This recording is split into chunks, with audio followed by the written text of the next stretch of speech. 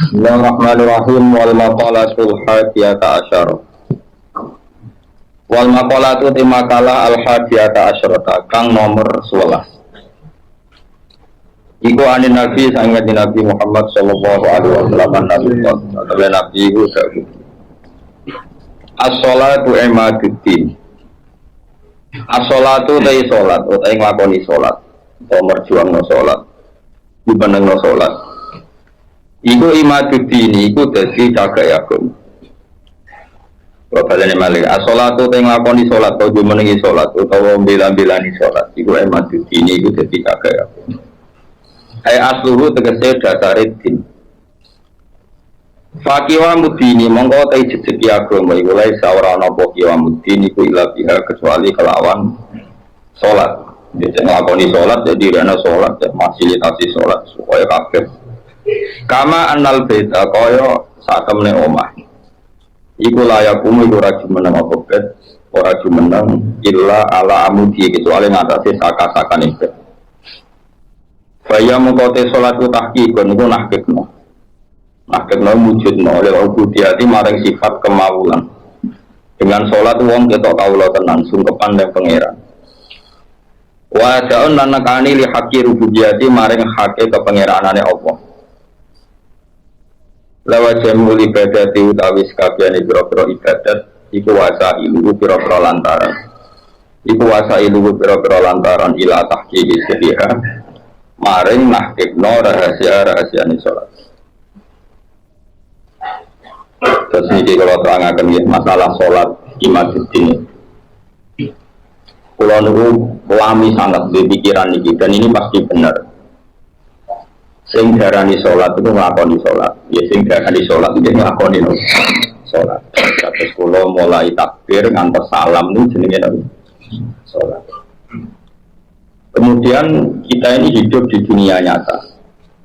Misalnya kena ramangan itu ora iso salat. Kok awak lemes iku ngadeg ora iso apa meneh salat. Sehingga ada wasail wong penmangan ben kuat salat. Kemudian ada wasail lagi, misalnya gini ini pengono tenan. Nabi Ibrahim itu nabi yang luar biasa. Beliau Khalilur Rahman. Dia tahu kalau fisik manusia itu kalau tidak makan itu tidak bisa sholat. Sehingga beliau itu ngerayu pangeran, ya Allah Rabbana liyuqimus sholat faj'al afidatam minan nasi tahwi ilaihim warzuqhum minas samarat. Gusti yang Mekah, utai pecinta Mekah atau siapa saja yang Islam ini ku paringi kelar mangan dengan kelar mangan itu berkelar sholat. Sehingga para ulama juga mengkiaskan misalnya begini, kalau kita tidak punya otoritas politik maka sholat dilarang, sehingga kita juga menjaga otoritas politik supaya sholat itu tidak dilarang. Caranya gimana? Misalnya gini, saya ini buruh di pabrik milik Cina yang non muslim. Gara-gara saya buruh dilarang apa? Sholat, karena mengganggu jam kerja. Kalau saya mampu bikin koalisi buruh menuntut hak sholat, saya harus melakukan itu. Karena itu cara saya untuk mendirikan sholat. Atau kalau ada umat Islam mampu kaya dan bisa menciptakan lapangan kerja dengan membolehkan sholat, maka harus melakukan itu demi tegaknya sholat. Makanya ini kelirunya kita. Nyongkone nglakoni sholat itu pokoknya dekne dhewe sholat. Dia agak mikir bahwa untuk bisa sholat itu dibutuhkan kekuatan ekonomi, kekuatan politik. Saya tuh ngaji di mana-mana, saya ulang-ulang. Islam ke Selat Malaka itu Thailand sama Indonesia itu umurnya bareng.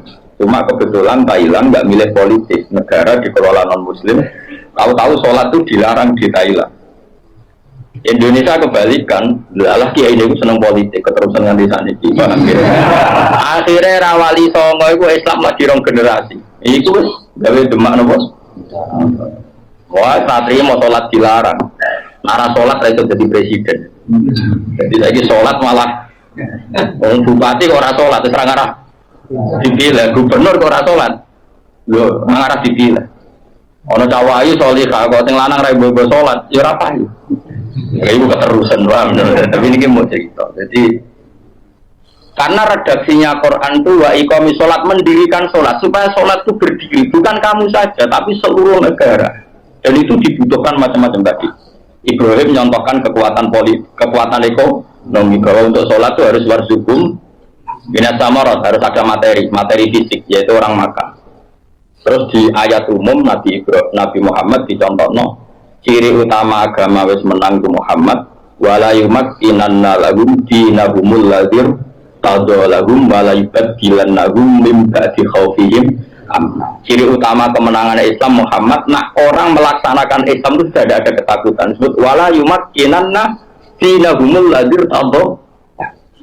Jadi kira-kira perasaan kulo ada satu negara yang lama sekali ada Islamnya, kemudian sholat di situ takut, sama negara yang sholat tidak takut. Cara alamat untuk butuh pangeran yang milih negara yang sholat itu udah tidak takut. Mergo Allah ngendikan wala yumakkinanna lahum dinahumul ladzir tadallah. Allah bikin tamkin itu kemampuan melakukan ibadah secara netral, secara kuat.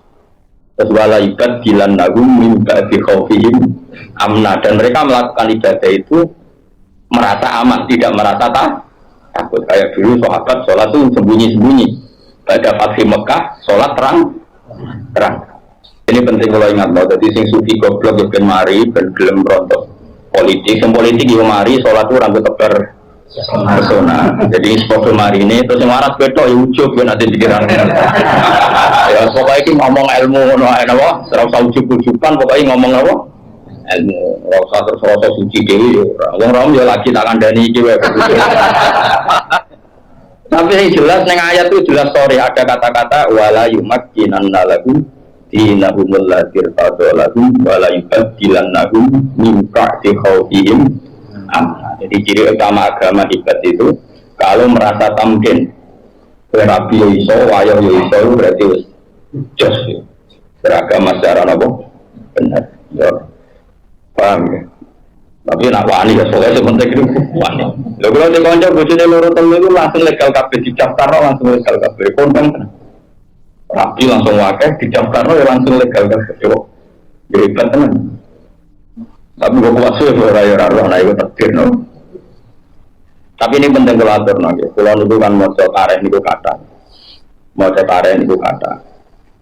Di antara tareh itu kenapa semua nabi itu kok menguasai negara? Nggak ada nabi yang nggak menguasai negara. Nabi Muhammad pada akhirnya menguasai Mekah Medina. Ada Fathu Mekah. Karena dengan menguasai ini berarti sholat ibadah menang. Sholat ibadah menang. Kalau enggak ya dilarang. Dulu orang sholat di Masjid Haram itu dilarang. Dulu orang Islam sholat di mana-mana dilarang. Sampai Islam kuat, terus berani terang-terangan sholat pasca gimana kok? Cuma di Indonesia sekarang luar biasa. Malah pejabat yang enggak sholat itu dijengwong. Kira-kira malah jadi. Boleh bojo orang sholat lagi kangenan. Musibah. Wes mau ajar. Tambah kowe ketok khusyuk, sawangane tambah gampang rapi. Jadi misalnya Mustafa nganti badhe ngecap, koyo wayah itu koyo mungkin. Lah sujute urung kowe kaya kan sadar wayah dengan badhe ini. Maksudnya dong meyakinkan kan. Koyo orang iso ngajak ning swarga lah, pokoknya dengan rai seperti ini itu masih.